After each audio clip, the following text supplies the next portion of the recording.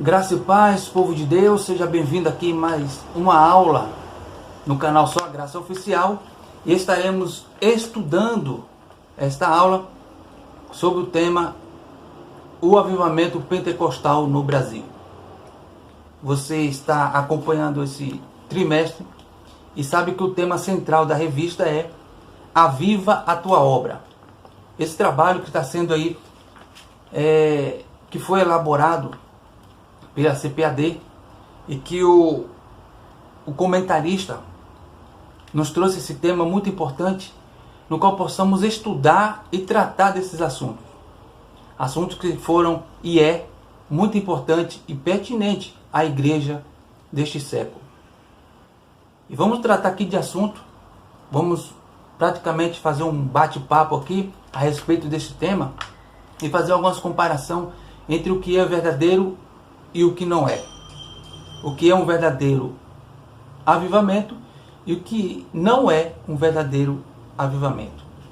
Sabemos que existem muitos movimentos no Brasil e no mundo que se dizem ser, detentores do avivamento conforme descrito em Atos dos Apóstolos. E sabemos que aquele movimento que ocorreu, aquele evento que ocorreu em Atos dos Apóstolos, conforme descrito na Escritura Sagrada, foi um movimento único, específico e localizado daquela época. Mas com isso eu não quero dizer que não ocorreram outros avivamentos. O que eu digo aqui é que, conforme e igual àquele que aconteceu em Atos, não vimos mais acontecer. Mas aconteceram outros avivamentos, no qual nós sabemos e podemos aqui citar no decorrer desta aula. Por isso eu peço a você que fique e nos ajude aí, você que é novo aqui no canal, que curta, se inscreva no canal e compartilhe com outras pessoas. Eu sou o presbítero Alexandro, eu sou pastor auxiliar na congregação em Vila Rica e faço parte do ministério, sou ministro registrado pelo Ministério do Belém, Assembleia de Deus, e estou aqui para compartilhar com você um pouco sobre esta lição que é tão importante.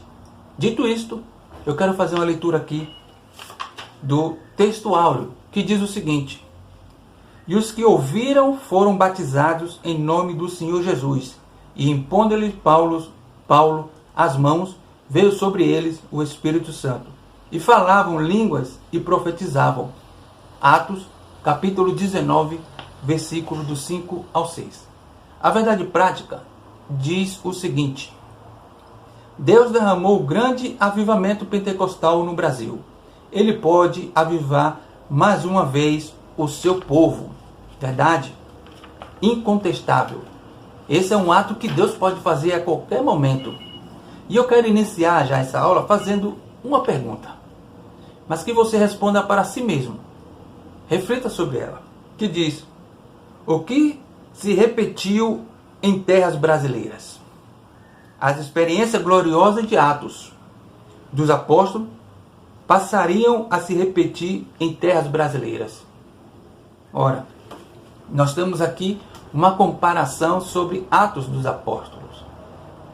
Nós sabemos que aquele evento, aquele acontecimento extraordinário ocorreu somente naquele tempo, local e lugar. A questão é se nos dias de hoje, com todo esse movimento que ocorre no nosso tempo, com várias igrejas, quando eu falo igreja aqui, eu estou falando da estrutura física, várias denominações, falo de placas, várias pessoas, várias doutrinas diversas. É possível acontecer um avivamento coletivo? Ou seria mais provável um avivamento individual? Isso são perguntas que ocorrem com várias pessoas. Dúvidas essas que às vezes confundem as pessoas.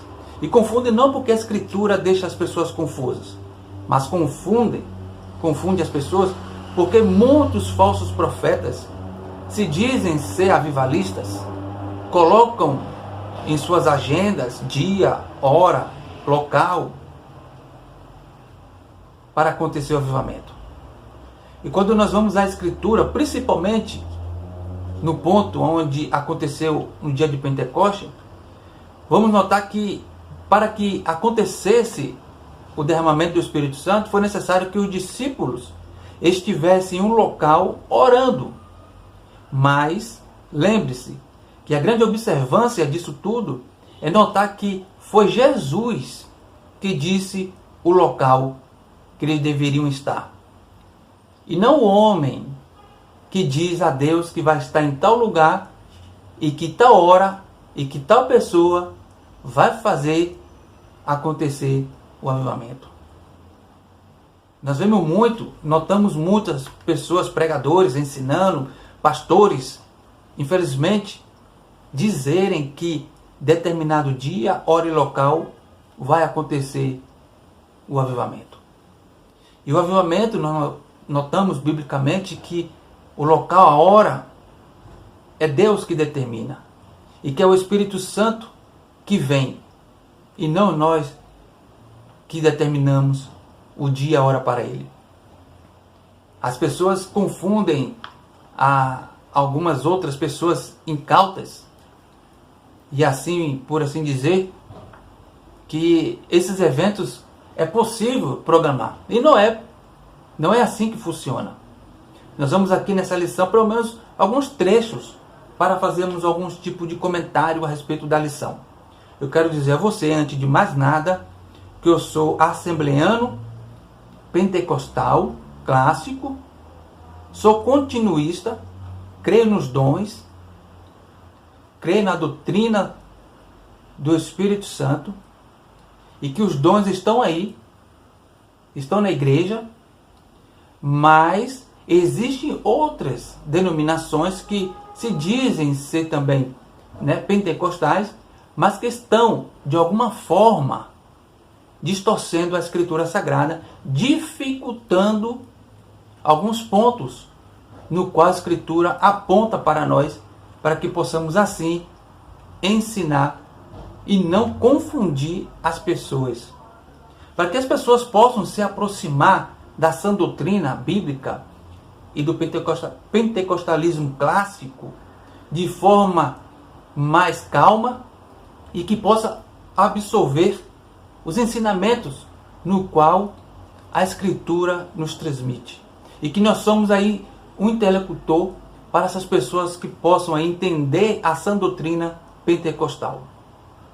Dito isto, eu quero aqui fazer a leitura da introdução que diz: a chegada do movimento pentecostal ao Brasil mudou a realidade espiritual deste país de forma inquestionável e irreversível.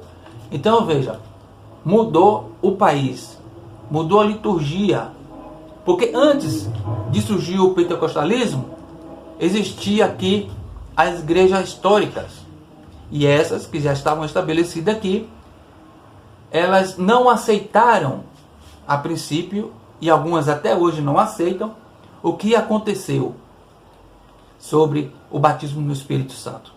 Eu não quero aqui criar polêmica, muito menos aqui chamar alguém para a discussão, mas eu quero dizer aqui a você que alguns pontos são aceitáveis, outros pontos não são aceitáveis. Que pontos são aceitáveis? Aquelas que estão estabelecidas pela Escritura Sagrada. E as que não são aceitáveis? Aquelas que não estão na Escritura Sagrada. Isso é importante entendermos, que para nós vivermos um verdadeiro avivamento, é necessário que, primeiro, possamos fazer uma análise sincera, uma exegese sincera da Escritura Sagrada. Avivamento ele pode acontecer, pelo menos, de dois modos. Primeiro, individual, e também pode acontecer coletivamente. Individual como? Quando eu busco individual de Deus, que Deus avive a sua obra na minha vida. E assim, aquilo que eu fazia de errado, que desagrade a Deus, eu deixe de fazer tudo isso que desagrade a Deus e passe a praticar o que é agradável a Deus. E o coletivo? O coletivo é aquele que eu me reúno com a igreja para buscar um avivamento, para que todos sejam abençoados, tanto não somente com os dons espirituais, mas também com a transformação de vida. Sim, transformação de vida. Por quê? Porque se nós analisarmos, veja bem, quando nós analisamos dentro da comunidade cristã, a Escritura mesmo vai dizer que existem as pessoas que são salvas e pessoas que não são salvas. Melhor dizendo, pessoas que já foram convertidas e tiveram sua vida transformada pelo Espírito Santo. E existem também pessoas que também não foram transformadas, não se converteram ao cristianismo. Então, esse avivamento coletivo ele é importante buscar, porque não só uma pessoa será atingida pelo avivamento, mas toda a comunidade pode ser atingida. E através dessa comunidade, aquele povo, aquela comunidade, aquela igreja concentrada em determinado lugar, quando atingida pelo avivamento, pelo verdadeiro avivamento, sairão dali, pregarão o evangelho e mostrará não somente com palavras, mas com comportamento, com atitudes, que verdadeiramente essa pessoa é um cristão ou uma cristã. E por quê? Como cristão e cristã? Porque é fácil uma pessoa dizer que ela é cristã, ou que uma pessoa é cristão. Mas para se identificar como um cristão, como uma cristã, é necessário que essa pessoa ela transmita, que ela se comporte, que ela pense, que ela fale como Cristo. Para assim as pessoas que estão fora identifiquem as pessoas que estão dentro como um verdadeiro seguidor de Cristo. Então, uma pessoa que assim se porta, ela é considerada uma pessoa avivada. E quando uma igreja se porta dessa forma, também ela é reconhecida como os verdadeiros seguidores de Cristo. Uma verdadeira igreja cristã. E como pode isso acontecer? Só pode acontecer pelo o caminho da oração, estudo da palavra de Deus e prática. Porque a Escritura vai dizer para nós que não podemos ser somente ouvintes da palavra de Deus, mas também praticantes. Porque não adianta eu ouvir um conselho e não colocar em prática. Quantas vezes você já recebeu conselhos e todas as vezes que você não colocou em prática, você sofreu a consequência? E todas as vezes que você recebeu o conselho, colocou em prática, você viu o resultado positivo. Assim é na vida cristã. Você escuta a palavra de Deus, lê a palavra de Deus, entende a palavra de Deus e coloca em prática. Então você será considerado um verdadeiro discípulo. Não foi isso que Jesus disse? Aquele que obedece os meus mandamentos são os meus discípulos. Então, esse é um ponto simples. Eu não preciso ir muito longe para dizer, nem muito menos ir sobre a história do pentecostalismo aqui no Brasil. Todos vocês conhecem que começou as Assembleias de Deus com 2 missionários suecos, que vieram dos Estados Unidos, Daniel Berg e Gunnar Bingley, que foram os pioneiros.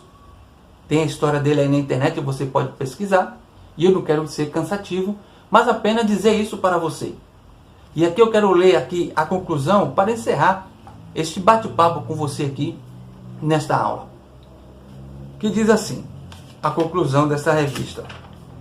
Antes do avivamento pentecostal em solo brasileiro, o que dominava o cenário religioso era o sistema de doutrina das igrejas históricas, que não admitia o batismo no Espírito Santo, com sinal evidente de falar em novas línguas, bem como o exercício dos dons espirituais.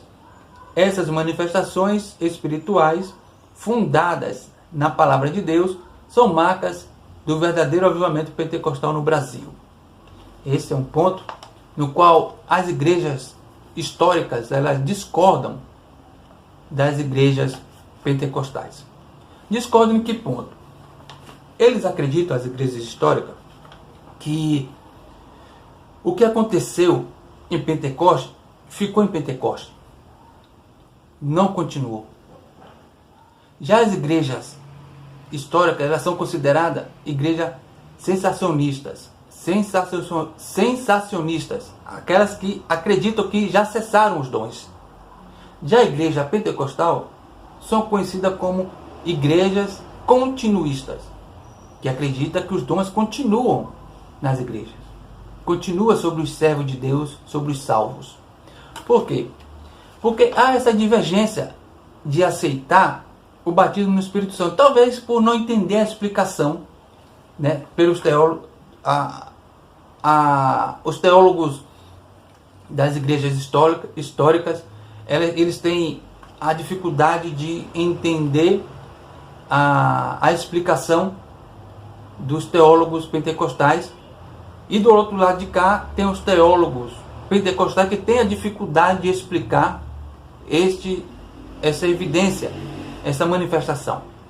Mas o grande propósito, aqui eu vou colocar o meu ponto de vista também como um teólogo, como pastor, como ensinador, que a maior evidência de um batismo no Espírito Santo, ele é acompanhado de transformação de caráter. Ele é acompanhado de boas atitudes, boas obras. São essas evidências que podemos assim dizer que uma pessoa é avivada. Quero dar um exemplo aqui bíblico. Como você descobre que uma pessoa é verdadeiramente salva e uma pessoa avivada? Quando você lê a lista que está em Gálatas, capítulo 5, versículo 22, você encontra uma relação de que como o crente deve se portar e se comportar diante da sociedade. Então a sociedade verá que essa pessoa é um seguidor verdadeiro de Cristo. Quando uma igreja também se porta e coloca em prática o que está descrito em Gálatas 5, 22, o mundo lá fora também verá na igreja os verdadeiros seguidores de Cristo. Eu espero que você tenha entendido o meu ponto de vista aqui e ter apontado aqui também os dois pontos, tanto da igreja histórica, que não acredita que os dons continuam, e também da igreja pentecostal, que acredita que os dons ainda estão à disposição para os crentes salvos. Então nós temos essa divergência, às vezes por falta de compreensão e às vezes por falta de uma boa explicação.